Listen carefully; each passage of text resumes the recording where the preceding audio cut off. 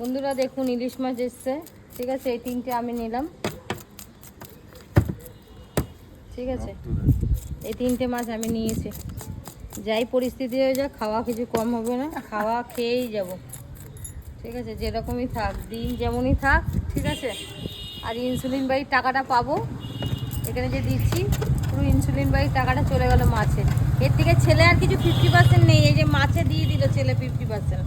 আমাকে না জিজ্ঞেস করে না, মানে ছেলের 50%টাও এখানে চলে গেল, ঠিক আছে। আমি একা কিনিনি, ছেলে আর আমি কিনেছি দুজনে মিলে, এই 3টেই নিয়েছি।